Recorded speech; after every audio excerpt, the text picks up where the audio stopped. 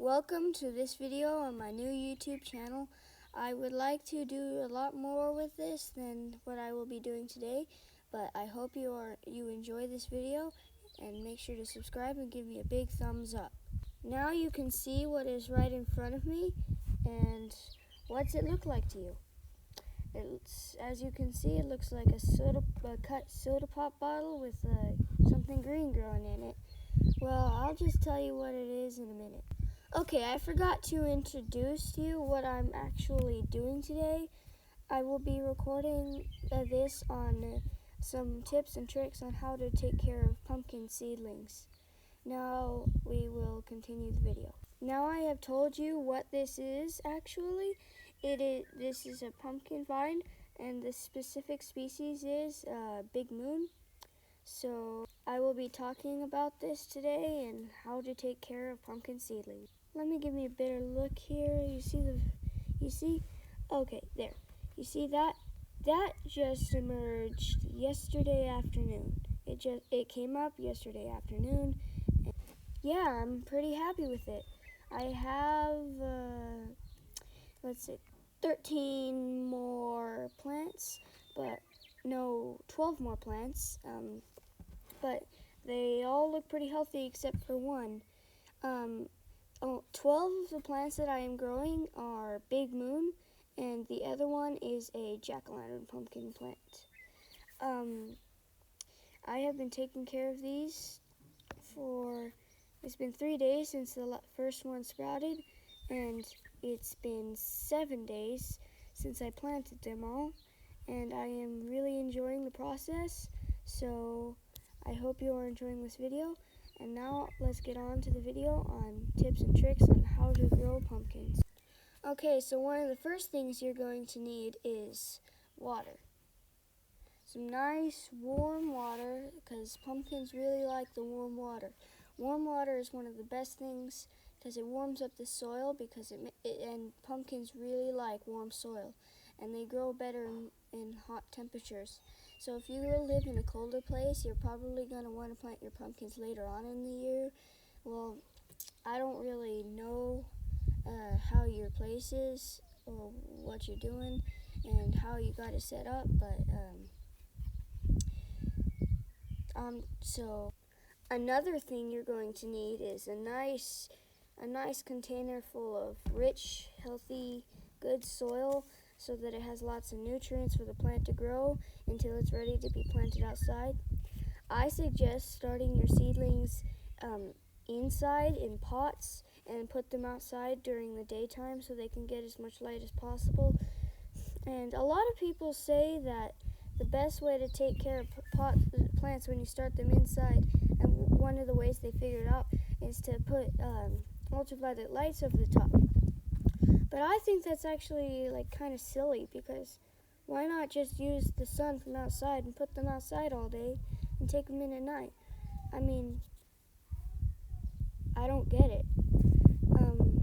All you need to do is just put them outside in the sun and they'll grow. I mean, you saw that other seedling that I showed you, and it looked pretty healthy, didn't it? And I've been just putting that outside in the sun so it could get all the nutrients from the sun as possible.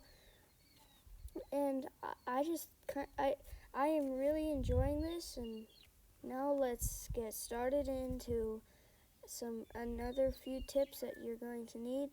So let's go. So you're going to need a seed. This is already sprouted, as you can see, but I'm just demonstrating for now.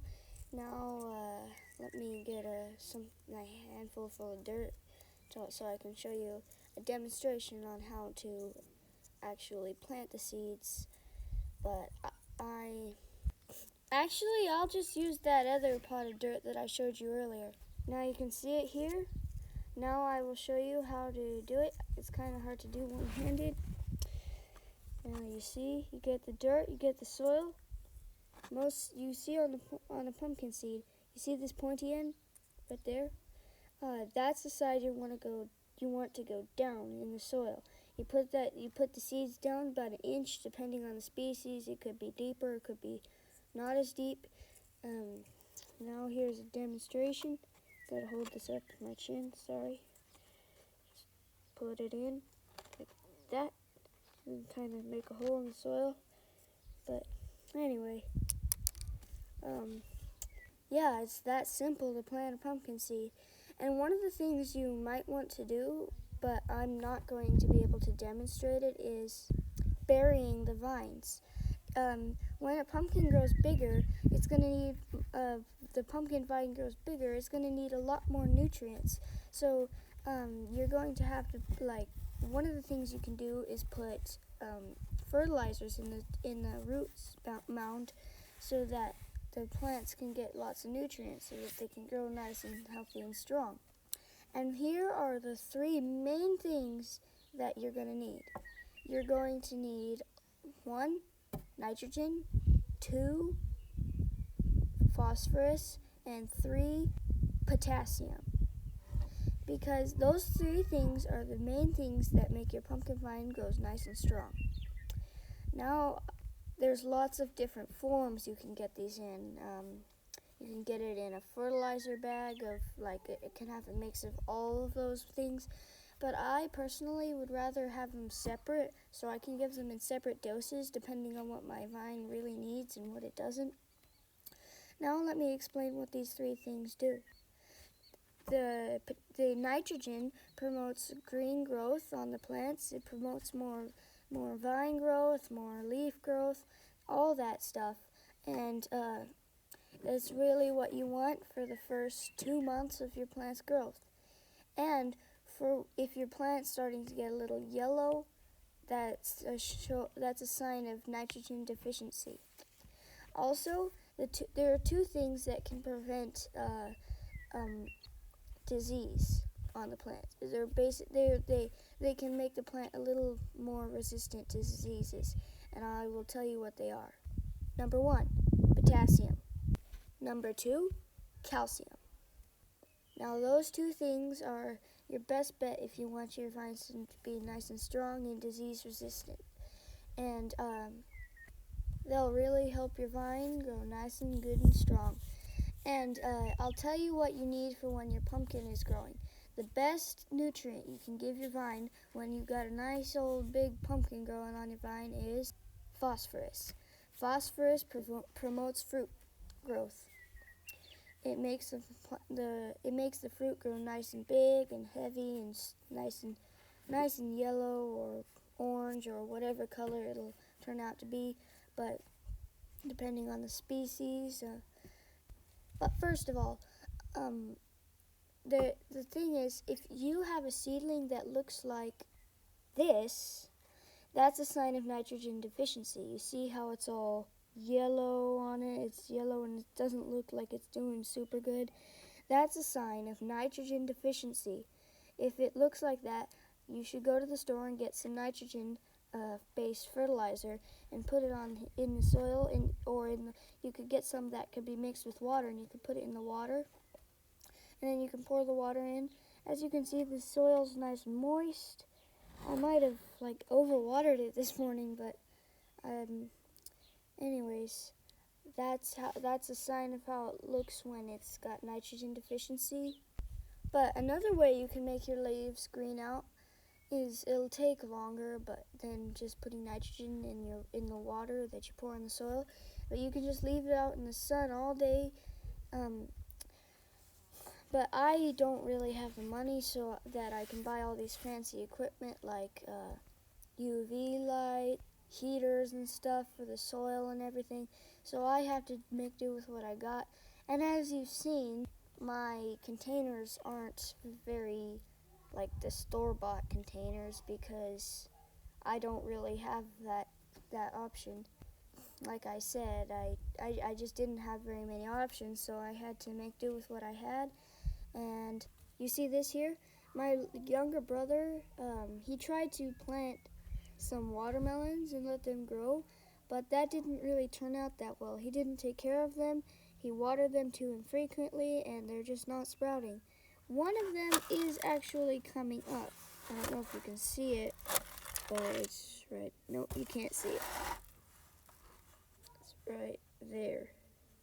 That thing sticking out right there.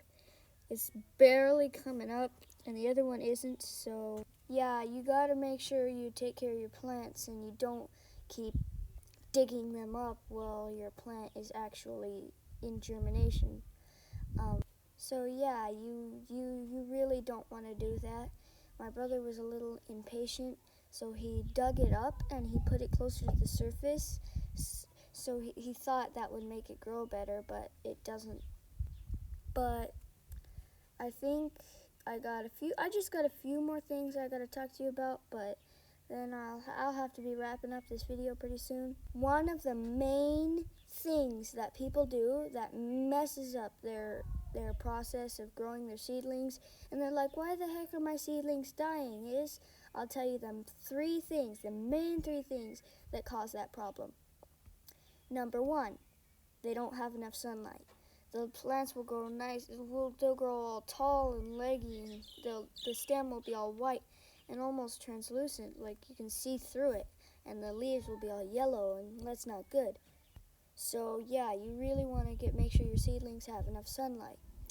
And I will tell you about number two. The second problem that people do have is they overwater their seedlings. They just pour a bunch of water and they're like, yay, my seedling's going to drink up all that water and grow nice and tall and big, everybody will be all happy. But then the seedling can't get any oxygen to its roots and it just dies. And then the person who's growing the plant's like, why the heck did my plant die? But they just overwatered it. That's one of the main problems that people have. They just overwater their seedlings and they won't grow. And now, finally, number three. If you're planting your seedlings indoors, you want to make sure they have a large enough pot to last them about a month. Or if you don't have a large enough pot, you can, at first, you can just put them in a smaller pot, but that means you'll have to put them outside sooner, and you'll have to take them out of the pot sooner. So I highly suggest you put your seedlings in a smaller pot. A bigger pot at first, so that they don't get root bound and die. Some people just put their plants in smaller pots. They leave them for too long, and then they don't overwater it. They give it plenty of sunlight, and then suddenly it dies over just 3 or 4 days because it gets root bound. And they're like, why the heck did my seedlings die? And they go look it up on the internet, and then they find out, oh, my seedlings were root bound, so they didn't grow very well. So yeah. But anyway, I think I better wrap this up now. So I hope you enjoyed this video. Now, yeah. So I hope you have a good day today. And I hope that my tips and advice were useful. So now I'll be done now.